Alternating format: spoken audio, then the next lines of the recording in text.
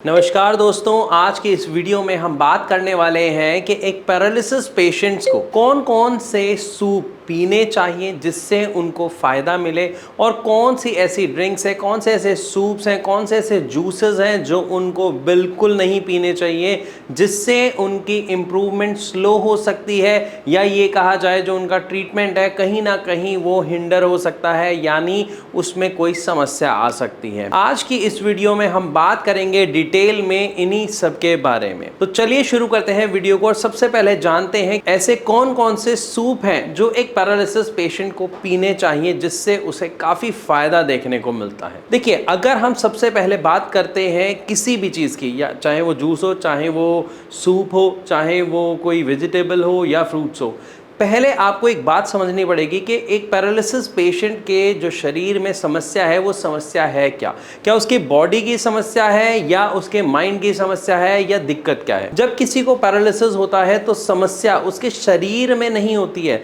समस्या उसके दिमाग में होती है, क्योंकि दिमाग का एक हिस्सा अपना काम करना बंद कर देता है और वहाँ के टिश्यूज डेड हो जाते हैं और इसकी वजह से हमारी बॉडी काम करना बंद कर देती है और बंद करने के कारण बॉडी के उस पार्ट के सभी जो ऑर्गन्स हैं, जो हमारी मसल्स हैं, वो कहीं ना कहीं श्रिंक होना शुरू हो जाती हैं, अकड़ना शुरू हो जाती हैं, जिसकी वजह से बॉडी में पेन देखने को मिलता है, साथ ही साथ स्टिफनेस देखने को मिलती है, यानी सख्तपन या अकड़न आ जाती है। तो इन सभी से जब हमें अपने पेशेंट को रिकवर कराना होता है तो वहां पर एक बहुत ही अहम किरदार निभाता है उस पेशेंट का खान पान, क्योंकि जब हमें पेशेंट के अंदर इंप्रूवमेंट लेके आनी है तो सबसे पहले दवा क्या काम करेगी? दवा काम करेगी आपके मस्तिष्क यानी आपके दिमाग के जो टिश्यूज हैं जो डेड हो गए हैं वो दोबारा जिंदा नहीं किए जा सकते हैं, बल्कि दिमाग के उस हिस्से का काम दिमाग के दूसरे हिस्से को दिया जाता है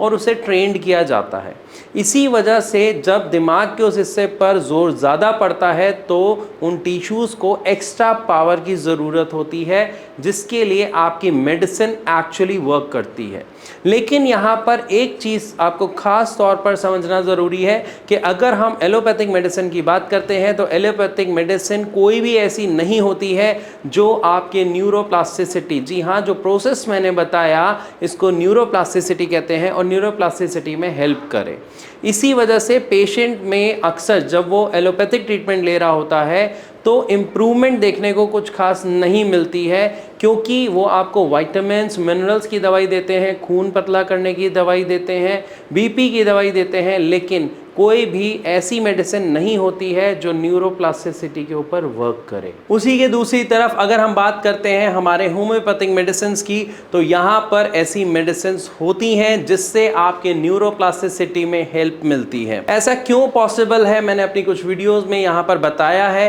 कि होम्योपैथिक मेडिसिन जो है वो किस तरीके से वर्क करती है। अगर आप वो समझ गए तो आप बेहतर समझ पाएंगे कि होम्योपैथिक मेडिसिन से ही किस तरीके से इलाज बेहतरीन तरीके से पॉसिबल होता है और किस तरीके से पेशेंट के अंदर इंप्रूवमेंट आता है। लेकिन इसी के साथ साथ अगर हम बात करते हैं हमारे पेशेंट की इंप्रूवमेंट की, तो जब हमारा पेशेंट एक फिजियोथेरेपी सेशन अटेंड करता है तो उसकी बॉडी में बहुत सारे जो मसल्स हैं वो टियर होते हैं, यानी जब हम एक्सरसाइज करते हैं तो हमारी जो मसल्स है वो ब्रेक हो जाती हैं और उसके बाद रीबिल्ड होती हैं। उस रीबिल्ड करने के लिए एक सही डाइट की ज़रूरत होती है। उसी तरीके से जब एक पैरालिसिस पेशेंट एक्सरसाइज करता है तो उसकी जो मसल्स हैं वो ब्रेक होती हैं और उसके बाद रीबिल्ड होने के लिए एक सही डाइट की ज़रूरत उस पेशेंट को होती है। तो उस डाइट में अगर हम बात करते हैं सूप की, तो ऐसे कौन से सूप हैं जो एक पैरालिसिस पेशेंट के लिए एक वरदान से कम नहीं है, तो उसमें सबसे पहले नाम आता है मूंग दाल का सूप। मूंग दाल का सूप इतना फ़ायदेमंद क्यों है? क्योंकि सबसे पहली बात ये हल्की होती है तो इसका डाइजेशन आराम से हो जाता है। लेकिन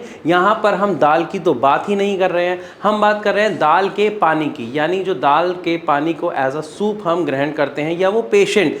लेता है, उसका सेवन करता है, तो उस पानी में जो मिनरल्स होते हैं, जो प्रोटीन होते हैं, वो काफ़ी अच्छी मात्रा में होते हैं, जिसकी वजह से पेशेंट को काफ़ी अच्छी उससे रिकवरी देखने को मिलती है और उसकी बॉडी में पावर एनहांस होती है यानी बढ़ती है। इसके बाद दूसरा नाम आता है वेजिटेबल सूप का, क्योंकि वेजिटेबल सूप का क्या फ़ायदा होता है कि वेजिटेबल जो होती हैं हमारी फुल ऑफ मिनरल्स होती हैं, फुल ऑफ वाइटामिन्स होती हैं। तो वेजिटेबल सूप जब एक पैरालिसिस पेशेंट कंज्यूम करता है या उसका सेवन करता है तो उसकी बॉडी में मिनरल्स, विटामिन्स अच्छी अमाउंट में जाते हैं, साथ ही साथ उसकी बॉडी में पानी का जो अमाउंट है वो ठीक ठाक बना रहता है, जिसकी वजह से डिहाइड्रेशन की प्रॉब्लम नहीं होती, डाइजेशन अच्छा रहता है, साथ ही साथ उसकी बॉडी में पावर काफ़ी बढ़ रही होती है। और इसका पूरा जो रिजल्ट है हमें वो फिजियोथेरेपी के सेशंस में देखने को मिलता है, क्योंकि फिजियोथेरेपी में जो एक्सरसाइज एक पेशेंट करता है या करने की कोशिश करता है,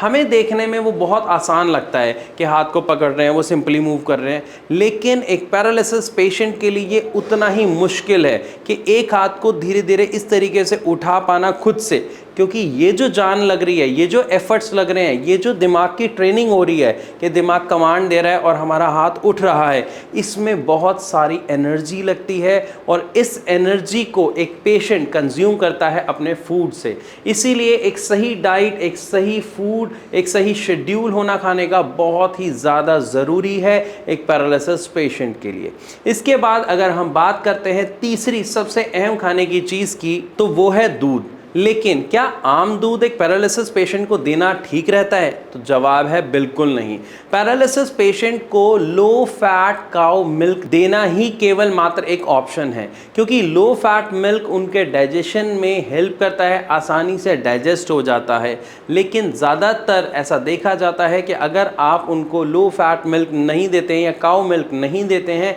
तो डाइजेशन में काफ़ी प्रॉब्लम हो जाती है, जो पैरालिसिस पेशेंट को ऑलरेडी प्रॉब्लम हो रही होती है यानी डाइजेशन की, तो हमें वो इंक्रीज नहीं करना है। तो हमें यहाँ पर ध्यान रखना है कि अपने पेशेंट को जो हमें मिल्क देना है वो लो फैट काउ मिल्क होना चाहिए। इसके अलावा अगर हम बात करते हैं तो दूध वाली चाय एक पेशेंट को, स्पेशली पैरालिसिस पेशेंट को बिल्कुल नहीं देनी चाहिए। उसकी जगह आप उन्हें हर्बल टी दें, क्योंकि उसके अंदर बहुत सारे एंटीऑक्सीडेंट्स होते हैं जो एक पैरालिसिस पेशेंट के लिए फ़ायदेमंद होते हैं। इसी के साथ साथ आप उन्हें कैरेट जूस भी दे सकते हैं, वो भी उनके लिए फ़ायदेमंद होता है। और ग्रीन टी, हर्बल टी या ग्रीन टी दोनों ही पैरालिसिस पेशेंट के लिए काफ़ी अच्छे ऑप्शंस होते हैं, क्योंकि इससे नुकसान नहीं होता है बल्कि फ़ायदा होता है। लेकिन इसी के दूसरी तरफ जो दूध वाली चाय होती है वो काफ़ी नुकसानदायक होती है, उसमें कैफ़ीन होता है, वो हमें पेशेंट को बिल्कुल नहीं देनी चाहिए। इसी के साथ साथ अगर हम कुछ और पॉइंट्स की बात करें कि उन्हें क्या नहीं देना चाहिए,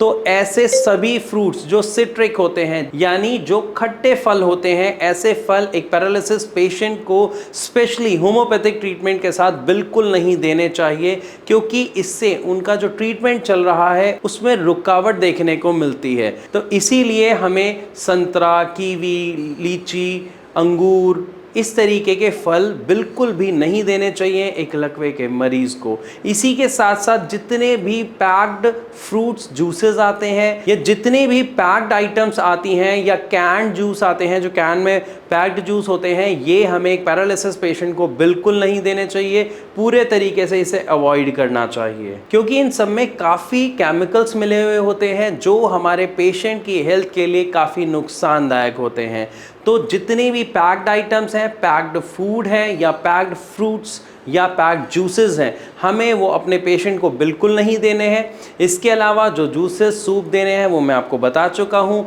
अगर आपका फिर भी कोई सवाल है तो आप कमेंट के माध्यम से हमसे ज़रूर पूछें, या नीचे दिए गए नंबर पर आप डायरेक्ट भारत होम्योपैथी के डॉक्टर्स को कॉल कर डिटेल में अपने समस्या और सवालों का जवाब उनसे ले सकते हैं। वीडियो अच्छी लगी तो लाइक ज़रूर करें। ऐसी और वीडियोज़ के लिए हमारे चैनल को अभी सब्सक्राइब करें और इस वीडियो को ज़्यादा से ज़्यादा शेयर करें, ताकि एक पैरालिसिस पेशेंट गलत खान पान की वजह से अपनी कहीं ना कहीं जो प्रोग्रेस कर रहा होता है उसको ख़राब ना कर बैठे। तो मैं आशा करता हूँ वीडियो आपको अच्छी लगी होगी। तो अब मैं आप सबसे चलने की इजाज़त चाहूँगा। मिलूँगा अपनी अगली वीडियो में एक नए टॉपिक के साथ। तब तक के लिए नमस्कार।